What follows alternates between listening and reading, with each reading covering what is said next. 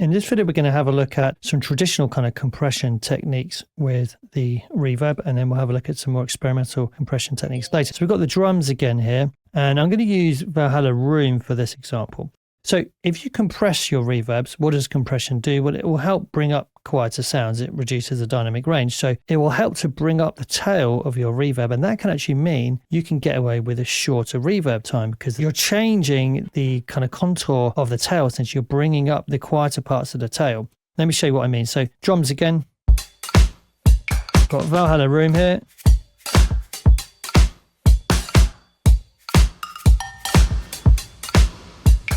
Okay, so we're on a large room setting. So we might want to kind of dial in our decay time.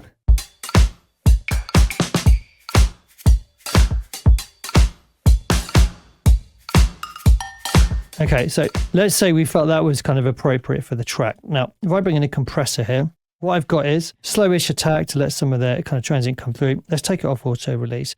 Let's go for a kind of medium fast kind of release, which means that the compression's going to not last too long, which means the tail is going to be brought up because we're using the makeup gain here to bring up the level. So let's try that out. Okay, take the compression off. So feel how much longer the tail feels. I'm not changing the length of the tail. Obviously it's louder.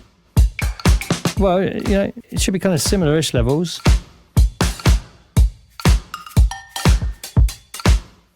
Okay, so with the compression in, now we could get away with a shorter decay time. Decay time is the length of time it takes for the reverb to disappear, basically. So let's take the compression off. And we think, oh, the reverb's a bit too short now. Oh, that's better. I can hear it better now.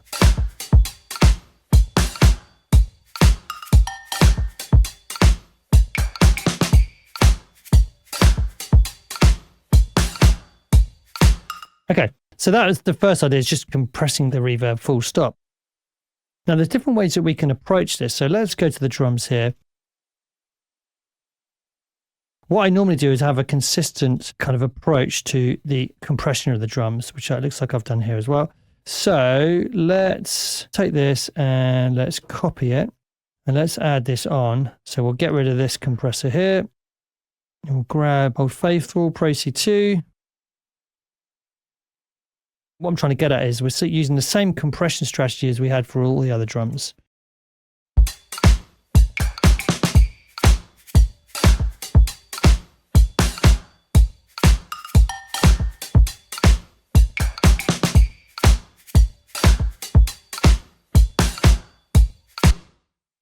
Okay, so let's hear how that sounds.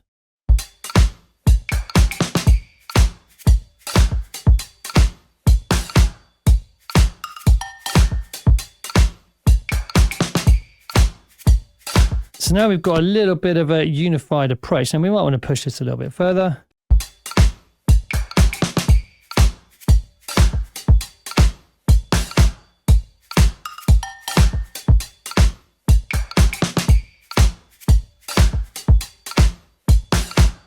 Okay, nice. Now, another approach here would be to sidechain the reverb compression. So let's do this to the kick. So now we're going to get the reverb acting like a reverb, but also like a rhythmic effect as well. So let's try that. So we need to come down to sidechain, put this on external. I'm going to use my internal EQ to take away a little bit of the low frequencies of the kick, so it's going to be a little bit more responsive to the punchy aspect. I'm going to bring the attack so it's very fast. Now we can be like really immediate, or we can do this again with grooves in mind. Let's try 62 again.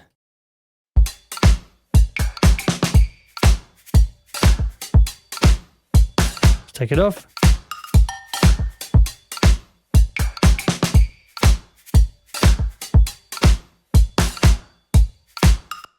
Slight extra head nod. Now let's try it in a mix with everything else.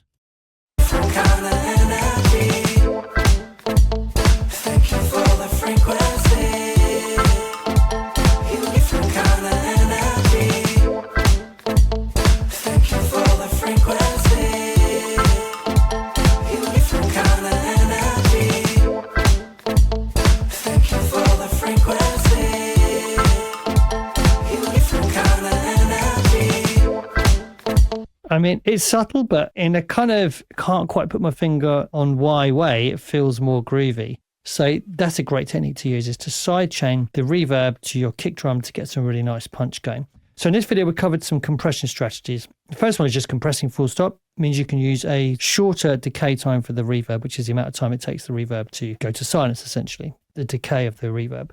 You can do that using a similar strategy to the way that you've compressed all your other drums if you want more of a unified approach. Or I'd say even better, or maybe even more, I guess, kind of interesting, is to use usually the kick drum as a trigger to sidechain a compressor onto your reverb. Okay, so let's have a look at some other kind of slightly more unusual processes for reverb and compression in the next video. So I'll see you then. Thanks for watching.